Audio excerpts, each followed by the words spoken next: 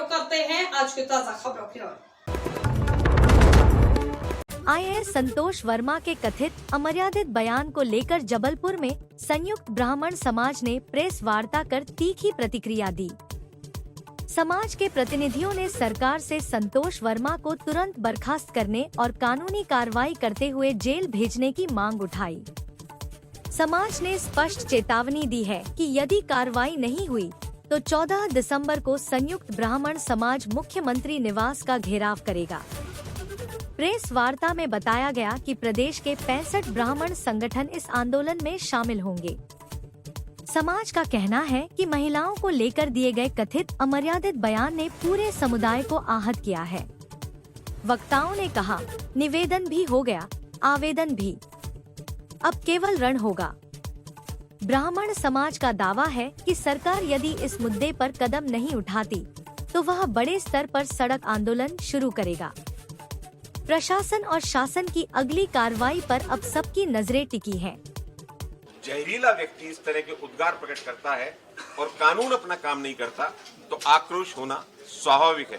पहले भी कई जगह पुतले जलाए गए, विरोध प्रदर्शन किया गया, एफआईआर के लिए आवेदन दिए गए, लेकिन सरकार ने आज तक अपनी चुप्पी नहीं तोड़ी है कि उस पर क्या कार्रवाई होने जा रही है। टेक्निकल डॉक्यूमेंट अगर आप देखेंगे टोटल फर्जीवाड़े के, तो सारे के सारे पूर्व केंद्रीय मंत्री सुरेश पचौरी मुख्यमंत्री के सचिवालय में दे चुके हैं, मुख्य सचिव को दे चुके हैं। और ये बड़े आश्चर्य का विषय पूरे देश के अंदर है कि आखिरकार फर्जीवाड़े के आधार पर एक आईएएस 4.5 साल से कैसे मध्य प्रदेश की धरती पर आईएएस बन के बैठा हुआ है। तो अब पानी सर के ऊपर हो चुका है। ब्राह्मण समाज का जो दृष्टिकोण रहता है वो अनुनय विनय का रहता है, याचना का भाव उसके अंदर रहता है, स्वाभिमान के साथ याचना करता है। और हमें तो लगता था कि मुख्यमंत्री जी 8.5 करोड़ जनता को समभाव से देखते हुए इस पर कार्रवाई करेंगे, लेकिन कार्रवाई नहीं हुई। इसीलिए अब ब्राह्मण को क्रोध आया है और इस क्रोध की परिणति के रूप में अभी 3 दिन के लिए हम लोगों ने जो रणनीति बनाई है वो मैं आपको बताने जा रहा हूं। कल हम वल्लभ भवन पर 1:30 बजे शंखनाद करके इस कार्यक्रम की शुरुआत करेंगे। उसके बाद शाम को 7 बजे, चूंकि मैंने कहा कि कोई वर्ग विशेष से संबंधित बात नहीं है, सभी समाज, आप देखिए कि अजाक जैसा समाज हमारा समर्थन कर रहा है, हर वर्ग हमारा समर्थन कर रहा है, सरकार समर्थन नहीं कर रही। तो कल शाम को 7 बजे महाराणा प्रताप नगर में महाराणा प्रताप की मूर्ति पर भी शंखनाद होगा। समाज के विभिन्न वर्गों से वहां पर समर्थन इस आंदोलन के लिए मांगा जाएगा। 13 तारीख को पूरे समाज के लोगों से ये सहयोग मांगा जाएगा कि वे इस लड़ाई में हमारे साथ आएं, अपने सुर में सुर मिलाएं। वंदे मातरम को लेकर उठे राजनीतिक विवाद के बीच मध्य प्रदेश सरकार में मंत्री विश्वास सारंग ने विपक्ष पर तीखा हमला बोला है। सारंग ने कहा कि वंदे मातरम देश की आजादी का प्रतीक है और इसे आत्मसात करते हुए अनगिनत क्रांतिकारियों ने अपने प्राण न्यौछावर किए। उनका कहना है कि राष्ट्रगीत को न गाने की बात करने वाले राष्ट्र के सम्मान को ठेस पहुंचाते हैं। सारंग ने विपक्ष पर विलुप्तीकरण की राजनीति का आरोप लगाते हुए कहा कि धर्म के आधार पर भ्रम फैलाने की कोशिशें अब देश में स्वीकार नहीं की जाएंगी।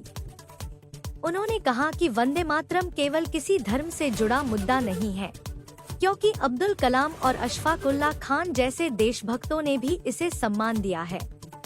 मंत्री ने कहा कि राष्ट्रगीत पर आपत्तियों को देश में नफरत फैलाने का प्रयास बताया और स्पष्ट किया कि ऐसे बयानों पर जनता कठोर प्रतिक्रिया देगी। देखिए, हिंदुस्तान में रहना है तो वंदे मातरम गाना ही होगा। वंदे मातरम ये राष्ट्र के सम्मान का सूचक है। वंदे मातरम ये वो राष्ट्रीय सम्मान है जिसको गाते हुए, गुनगुनाते हुए, आत्मसात करते हुए हमारे करोड़ों करोड़ों क्रांतिकारियों ने इस देश की आजादी के लिए अपना सर्वस्व न्यौछावर किया। ये वंदे मातरम आजादी का प्रतीक है, आजादी की लड़ाई के संघर्ष का प्रतीक है। जो लोग ये कहते हैं कि वंदे मातरम नहीं गाएंगे, वो गद्दारों की श्रेणी में है। और यदि हिंदुस्तान में रहकर वंदे मातरम गाने में परहेज है तो पाकिस्तान चले जाओ। फिरका परस्ती की बातें करना, धार्मिक उन्माद फैलाना,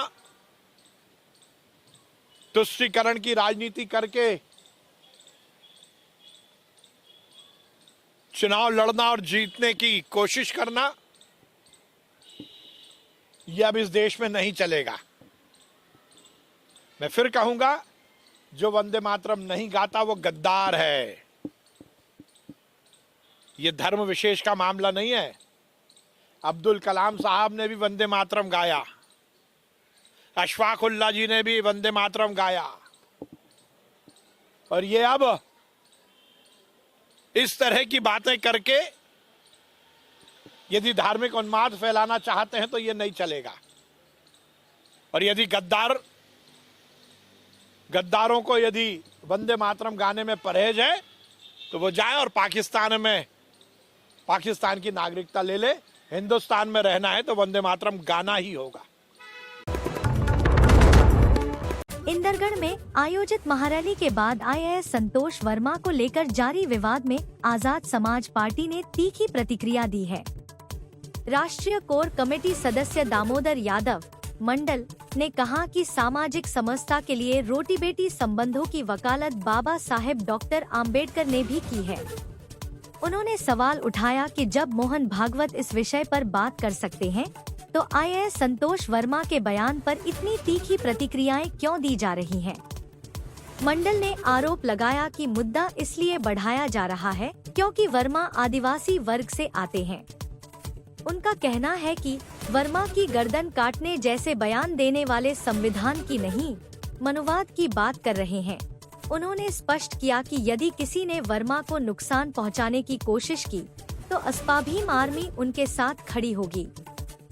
इंदरगढ़ महारैली में भारी जन समर्थन मिला, जहां कार्यकर्ताओं ने 2028 में अस्पा की सरकार बनाने तथा जातिवाद खत्म करने का संकल्प भी लिया। पत्रकार साथियों को धन्यवाद। आप सबको जानकारी है कि 6 दिसंबर को बाबा साहब डॉक्टर भीमराव अंबेडकर के परिनिर्वाण दिवस के अवसर पर आज़ाद समाज पार्टी भीम आर्मी ने ग्वालियर चंबल अंचल के अंदर इंदरगढ़ में दतिया जिले में एक बड़ी रैली का आयोजन किया था। आप सब ने हमारी आवाज़ जो लाखों तक थी उसको करोड़ों तक पहुंचाने का काम किया, इसलिए मीडिया के साथियों को धन्यवाद। लेकिन एक महत्वपूर्ण विषय जो वहां से निकल के आया कि हमारी रैली की जो सफलता थी उससे बीजेपी और कांग्रेस घबरा गई है। जो वहां पे जन समूह इकट्ठा हुआ उससे भाजपा और कांग्रेस दोनों चिंतित हैं और अलग प्रकार के षड्यंत्र करना उनने शुरू कर दिया। आपने देखा होगा कि हमारे राष्ट्रीय अध्यक्ष आदरणीय भाई चंद्रशेखर आजाद जी, जो कि सांसद भी हैं नगीना से, उनके एक बयान के आधार पर कुछ मीडिया में ऐसे साथी भी हैं जो उनके बयान के आधार पर संतोष वर्मा के विषय को जोड़ के लगातार 2 दिन से मीडिया में चला रहे हैं। मैं आपको स्पष्ट तौर पर ये कहना चाहता हूँ, मेरी तरफ से भी और राष्ट्रीय अध्यक्ष जी की तरफ से भी, कि हम हर जाति वर्ग धर्म का सम्मान करते हैं, लेकिन अगर जातीयता के आधार की सोच पे अगर किसी को दबाने और कुचलने की कोशिश की जाएगी तो आज़ाद समाज पार्टी भीम आर्मी उसका साथ देने का काम करेगी। संतोष वर्मा के बारे में जो बयान आया बार बार कि कितने संतोष वर्माओं को मारोगे, हर घर से संतोष वर्मा निकलेगा, ये मीडिया दिखा रही है। जबकि उन्होंने साथ में कहा था कि हर घर से संतोष वर्मा, दामोदर मंडल, रविंद्र भाटी निकलेंगे। ये मीडिया के लोगों ने नहीं दिखाया। तो मैं आपसे स्पष्ट तौर पे कह रहा हूं कि हर हाल में संतोष वर्मा के साथ आज़ाद समाज पार्टी भीम आर्मी खड़ी है। संतोष वर्मा ने जिस तरीके का बयान दिया है, ठीक वैसा की वैसा बयान मोहन भागवत ने भी दिया है, आरएसएस के प्रमुख ने। बाबा साहब ने एक जो किताब लिखी है, जो उनकी किताब सबसे फेमस है, बाबा साहब ने जो जाति का विनाश करके जो किताब लिखी है, और उस किताब के अंदर बाबा साहब ने रोटी बेटी के संबंध पे ही जोर दिया है। अगर जातिगत व्यवस्थाओं को ठीक करना है देश में तो मोहन भागवत का बयान आज मैं सुबह से सुन रहा था, मोहन भागवत भी रोटी बेटी के व्यवहार की बात कर रहे हैं। तो फिर संतोष वर्मा का अपराध क्या है? क्यों संतोष वर्मा को मनुवादी लोग फांसी सूली चढ़ाने के लिए तत्पर खड़े हैं?